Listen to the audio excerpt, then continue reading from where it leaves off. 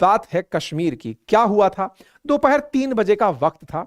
CRPF central reserve police force का काफिला Srinagar Jammu highway से गुजर रहा था। इस काफिले में 78 गाड़ियां थी। 2547 सीआरपीएफ के जवान ट्रेवल सड़क से होते हुए कर रहे थे।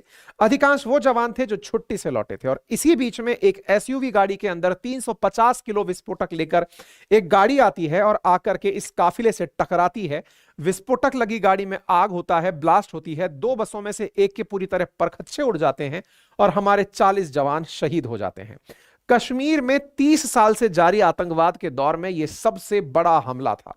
सीआरपीएफ पे पिछले 9 सालों में हुआ यह सबसे बड़ा हमला था। इससे पहले छत्तीसगढ़ के अंदर 2010 में ऐसा हमला हुआ था। पुलवामा जम्मू कश्मीर में मध्य में दिखाई देने वाला एक डिस्ट्रिक्ट है और इस पे पुलवामा के अंदर श्रीनगर से जुड़ता हुआ जो हाईवे है, श्रीनगर कन्याकुमारी जो हाईवे है, इस पर से जा रही गाड़ियों के ऊपर इस प्रकार का हमला हुआ था।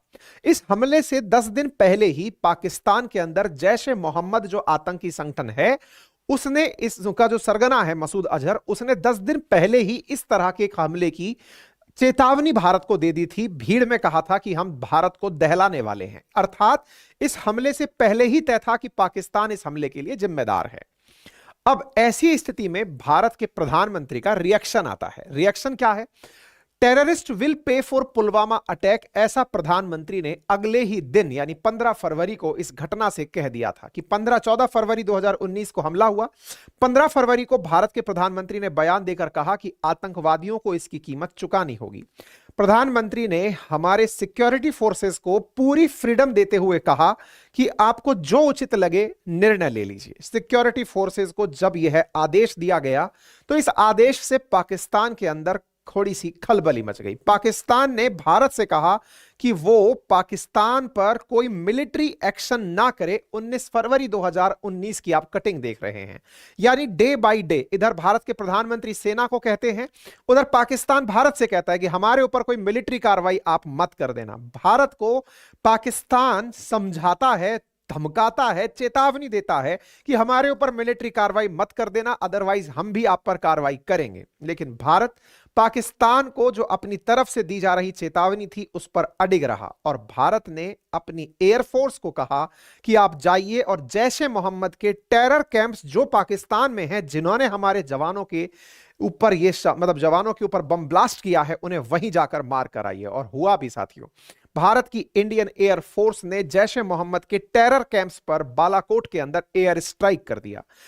बाउंड्री से यानी एलओसी से 80 किलोमीटर भीतर घुस करके बालाकोट में भारत के मिराज 2000 हेलीकॉप्टर हवाई जहाज ने एयरक्राफ्ट ने जाकर हमला किया और टारगेट किया 3:45 पर सुबह और मात्र 4:05 पर पूरा हमला करके मिराज 2000 जो फाइटर जेट्स थे वो कंप्लीट रूप से 350 के लगभग आतंकवादियों को मारकर मात्र 20 मिनट में लौट आए। यह पहला वाकया था 1971 के बाद जब इंडियन एयरफोर्स एलओसी को क्रॉस करके पाकिस्तान में जा रही थी और जैश ए मोहम्मद को इस घटना के लिए जिम्मेदार ठहराते हुए उसका खात्मा कर चुकी थी। पुलवामा हमले के 13 दिन बाद भारत ने जब इसका बदला लिया तो यह वक्त 26 और 27 फरवरी का था।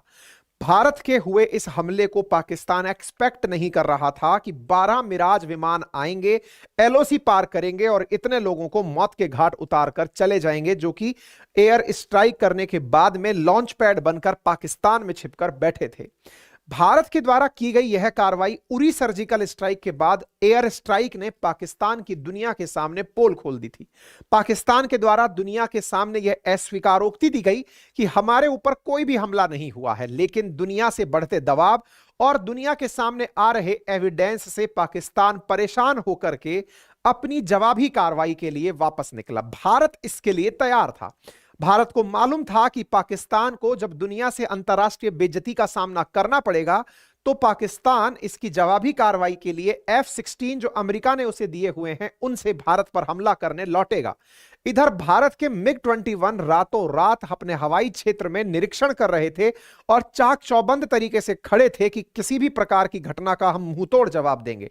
इधर अभिनंदन इंतजार में पाकिस्तान के F-16 के खड़े थे कि तुम उधर से आओ और हम तुम्हें मार गिराएं, और हुआ भी साथियों।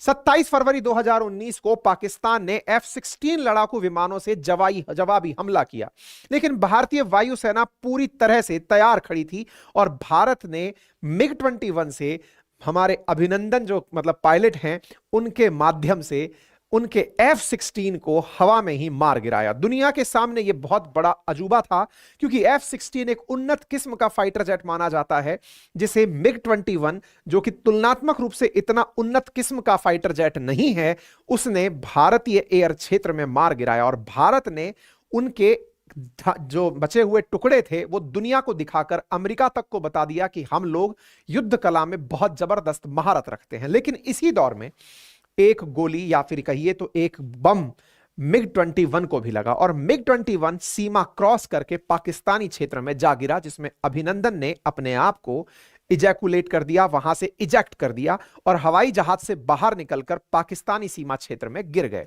आप ये वो तस्वीर देखते हैं जिसमें अभिनंदन पाकिस्तानी सीमा में अपने पैराशूट से लैंड होते हैं और ये तस्वीरें पाकिस्तान द्वारा उनके गिरफ्तार किए जाने की देख सकते हैं। यह घटना होती है। भारतीय मीडिया में भारत के खिलाफ छपना शुरू होता है। भारत ने सर्जिकल स्ट्राइक की, कई नेताओं ने इसके भी प्रमाण मांगे, लेकिन कई लोग ऐसे दौर में फिर भी थे कि हमारे अभिनंदन पाकिस्तान की गिरफ्त में थे। और इसी बीच में अखबारों की हेडिंग बन रही थी मौन की बात, क्योंकि भारत सरकार अभिनंदन की वापसी के लिए क्या कर रही है यह मीडिया वालों को पता नहीं चल रहा था। इसलिए लोग इसे इस तरह से मौखरी कर रहे थे कि ये लीजिए हमारा ही अभिनंदन चला गया, अब उसकी जगह क्या होगा, ट्रोल किया जा रहा था। अब पीछे से क्या हो रहा था यह तो इस किताब ने खुलासा किया है। यह खुलासा है उस कत्ल की रात का जिसमें प्रधानमंत्री नरेंद्र मोदी ने अभिनंदन के पाकिस्तान में चले जाने पर इमरान खान को याद दिलाया था। इमरान खान के बारे में इस पुस्तक के अंदर जो अजय बिसारिया जी ने लिखी है, जो कि उस समय भारत की तरफ से पाकिस्तान में हाई कमिश्नर के पद पर तैनात थे, इन्होंने उस समय की घटना को अपनी इस पुस्तक के अंदर जिक्र में कहा है। उन्होंने कहा है कि पाकिस्तानी एयरक्राफ्ट की घुसपैठ की निगरानी जब अभिनंदन कर रहे थे तो F-16 ने उनके विमान पर मिसाइल दाग दी। वहीं MiG-21 से F-16 को मार गिराया गया। अभिनंदन को बचाने के लिए भारत ने पाकिस्तान पर 9 मिसाइलें ताल दी थी। यह किसी भी पल फायर की जा सकती थी। अच्छा, अब यह खबर कितनी सही है कितनी गलत है, अब यह आपको यहां के आगे आने वाले सेशन में कंफर्म हो जाएगा। कंफर्म होने के लिए भारत के प्रधानमंत्री का बयान, इमरान खान का खुद की संसद में बयान, उनके पूर्व विदेश मंत्री का उनकी संसद में बयान कि भारत ने जब हम पर मिसाइलें तान दी थी तो वहां के जो आर्मी चीफ बाजवा हैं वो जब पहुंचे थे विभाग के सामने, राजनेताओं के सामने, तो उनके पैर लड़खड़ा रहे थे, पसीने आ रहे थे। उन्हें यह डर था कि अभिनंदन को रात 9 बजे तक अगर रिहा नहीं किया तो भारत हम पर किसी भी समय मिसाइल दाग सकता है। यह जो डर था यह संसद में बयान हुआ है, सबकी फुटेज है, हम आपसे साझा करेंगे। यह अभिनंदन का जो क्लिप है जो पाकिस्तान के द्वारा जारी किया गया दुनिया के सामने यह दिखाते हुए कि भारत के सैनिक ने सीमा क्रॉस की है। अभिनंदन से पूछा गया आप यहां क्यों आए थे, उन्होंने कहा सॉरी मैं नहीं बता सकता। आपको किस मिशन के लिए भेजा गया, बोले सॉरी मैं नहीं बता सकता। अब अभिनंदन ने अपनी तरफ से कोई बात नहीं बताई। इस बीच में पाकिस्तान अपने ही देश क्षेत्र में, अपने ही देश में इमरान खान घिर रहे थे। उन्होंने प्रधानमंत्री नरेंद्र मोदी को कॉल किया। उन्हें लगा कि इमरान खान की रिहाई के नाम पर वो नेगोशिएट कर पाएंगे। इस्लामाबाद से जब भारत के लिए कॉल आया तो भारत में पाकिस्तान के हाई कमिश्नर सोहेल महमूद ने इन्हीं जो वर्तमान में जिनकी किताब आई है बिसारिया जी, इनको कॉल किया पाकिस्तान में और कहा कि अपने वजीर आजम यानी नरेंद्र मोदी जी से कहिए कि इमरान खान फोन पर बात करना चाहते हैं। बिसारिया जी ने पीएमओ से कॉल करके कंफर्म किया कि कह दीजिएगा पीएम बात नहीं करेंगे। यह जानकारी बिसारिया जी ने इन सोहेल महमूद को फोन पर देते हुए कहा कि जो भी कहना है हमसे कह दीजिए, प्रधानमंत्री बात नहीं करेंगे, कोई जरूरी मैसेज है तो हमें दे दीजिए। इसी बीच में प्रधानमंत्री नरेंद्र मोदी ने एक रैली में 27 फरवरी की रात को कत्ल की रात करार दिया था। असल में प्रधानमंत्री ने बताया था कि उस रात को ऐसा क्या हो रहा था, क्योंकि जब इमरान खान को यह पता चला कि मोदी जी फोन पर बात नहीं कर रहे हैं तो इमरान खान ने पिटी कार्ड खेला। उसने कहा कि अब एक काम करते हैं दुनिया के सामने थोड़ा अच्छा बन के दिखाते हैं। अच्छा बन के दिखाते हैं से मतलब ये हुआ, दुनिया को दिखाते हैं देखिए हम तो कितने अच्छे हैं, हम कितना दोस्ताना व्यवहार रखते हैं। पुलवामा हमले के बाद इमरान खान ने अपनी इमेज सुधारने के लिए इमरान खान की रिहाई का घोषणा अपनी संसद में करते हुए नेशनल असेंबली में घोषणा की कि विंग कमांडर अभिनंदन की वर्तमान रिहाई के हम आदेश दे रहे हैं। इसके पीछे की कहानी जो थी वो पूरी की पूरी कहानी इस कत्ल की रात में छिपी हुई है। आप देख सकते हैं पीएम मोदी इस कत्ल की रात रेफरेंस, क्योंकि पीएम ने इस बात का जिक्र अपनी एक चुनावी सभा में किया था जिसमें इन्होंने ये जिक्र किया है। क्या है तो अजय बिसारिया जी की बात सुनिए। PM Modi didn't mention that in his speech. He did refer to this episode, but Imran Khan also referred to this episode in his own speech in Parliament that he had made an attempt to call the Indian PM. There was a conversation in Pakistan's Parliament also, which has been reported by Pakistan's MP. He mentioned that both the Foreign Minister Shah Mahmood Qureshi and then Army Chief Qamar Javed Bajwa came to brief the MPs and said there is a serious danger of crisis escalating and India taking hard action and therefore we should return the pilot. India कोई भी सख्त कदम ले सकता है, इसलिए हमें pilot को लौटाना चाहिए। यह अजय बिसारिया जी का वो स्टेटमेंट है जिसे आप चाहें तो सुन सकते हैं। इनसे पूछा गया कि क्या कभी पीएम ने इस तरह का जिक्र कभी अपनी मीटिंग में किया है।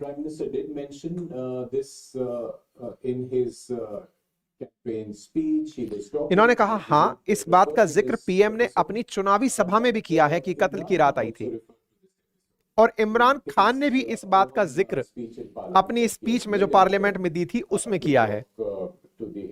यानी दोनों तरफ से यह बात कंफर्म थी कि ऐसा कुछ हुआ था। क्या प्रधानमंत्री ने वाकई में कभी इस तरह का भाषण दिया था जिसमें इस रात का जिक्र था? बिल्कुल, प्रधानमंत्री ने ऐसे ही एक भाषण चुनाव के अंदर 2019 में दिया था और उसमें कहा था कि जब यह घटना पता चली कि हमारा पायलट वहां चला गया है, मैंने सेना को आदेश दे दिए कि अब जो होगा देखा जाएगा।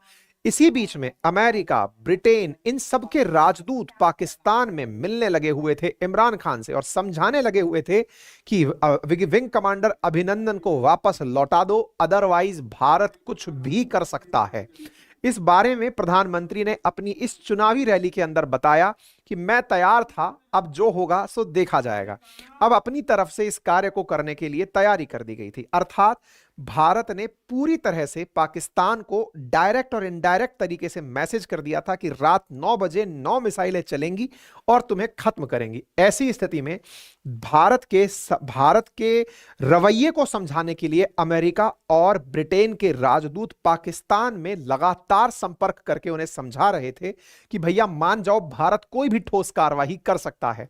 इनकी चेतावनियों से पाकिस्तान को इतना खतरा महसूस होने लगा कि पाकिस्तान ने ना सिर्फ अभिनंदन को रिहा करने का फैसला किया, बल्कि पुलवामा के आरोपियों पर भी कार्रवाई करने का आश्वासन देने की तैयारी की। इस दौरान पाकिस्तान ने अमेरिका और ब्रिटेन के राजदूतों से 3 बार मुलाकात की। हालांकि भारत इस बात को कभी ऑफिशियली स्वीकार नहीं किया, लेकिन वेस्टर्न वर्ल्ड में इस बात की खूब चर्चाएं हुई। आप यहां पर द गार्जियन के अंदर प्रकाशित ये वीडियो देखते हैं जहां अभिनंदन को रिहा करने के लिए पाकिस्तानी रेंजर्स बॉर्डर पर आते हैं और भारत को उसे हैंडओवर करते हैं। मात्र 48 घंटे के इस हाई वोल्टेज घटनाक्रम ने पूरी दुनिया को भारत की बढ़ती ताकत और भारत का अपने रवैये पर बदला हुआ रुख समझाने में काफी मदद की। दुनिया को यह समझ में आ गया था कि अभिनंदन की रिहाई और उस रिहाई के पीछे कितना हाई वोल्टेज प्रेशर पाकिस्तान पर रहा होगा, यह समझाने में यह घटना काफी कारगर रही थी। अभिनंदन स्वदेश लौटते हैं, सक्सेसफुली यह मिशन कंप्लीट होता है। इसके बाद में यह भारत ने दुनिया के सामने पब्लिक किया कि देख सकते हैं पाकिस्तान के F-16 के बचे हुए जो खंडर हैं वो हम आपके दुनिया के सामने दिखा रहे हैं कि देखिए हमने F-16 को मार गिराया था। इस बारे में कि क्या वाकई में पाकिस्तान की हालत खराब हुई थी, एक पाकिस्तान के MP का उनकी ही संसद में बयान सुन लीजिए। अभिनंदन वर्धमान के मुद्दे पर बाजवा, जो कि उस समय के बाजवा जो वहां पर पाकिस्तान के अंदर आर्मी जनरल थे, उनका MPs के सामने आकर जब प्रेजेंटेशन हुआ था अभिनंदन के समय पर, तब उस समय का भाव यहां पर सुनिएगा। चीफ ऑफ आर्मी स्टाफ तशरीफ लाए, पैर कांप रहे थे, पसीने माथे पर थे और हमसे शाह महमूद साहब ने कहा, फॉरेन मिनिस्टर साहब ने, खुदा के वास्ते इसको वापस कर देते हैं, क्योंकि 9 बजे बाद हिंदुस्तान पाकिस्तान पर अटैक कर रहा है। इसका मतलब यह हुआ कि उनकी संसद में भी इस बात का जिक्र था कि दुनिया को यह खबर पहुंच गई थी कि अगर अभिनंदन नहीं लौटा तो पाकिस्तान भी नहीं बचने वाला है। और यह जो खबर है, इसी खबर ने भारत की साख को अंतर्राष्ट्रीय स्तर पर बहुत मजबूती से रखा और संभवतया भारत के जिन जवानों की शहादत हुई, उस शहादत को उचित सम्मान मिला। साथियों, अभिनंदन को राष्ट्रपति के द्वारा वीर पदक से सम्मानित किया गया। यह जानकारी आप सबको कैसे लगी? आप सबको इस जानकारी से क्या भाव पैदा हुए, जरूर कमेंट बॉक्स में हमें बता सकते हैं। आपसे गुजारिश है कि आप इतनी देर तक अगर मुझे इस चैनल पर सुन चुके हैं और आपने अभी तक चैनल को सब्सक्राइब नहीं किया है, मैं देख रहा हूं कि इतना खूबसूरत वीडियो होने के बावजूद भी हजारों की संख्या में आप लाइव हैं और लाइक सैकड़ों में हैं। ऐसे कैसे जमेगा भाई? अपना रिएक्शन कम से कम लाइक करके ही कर दीजिए, चैनल पर नए हैं तो सब्सक्राइब करके ही कर दीजिए, साथियों से साझा कीजिए और अपनी अभिव्यक्ति कमेंट बॉक्स में दीजिए। फिलहाल के लिए इतना ही।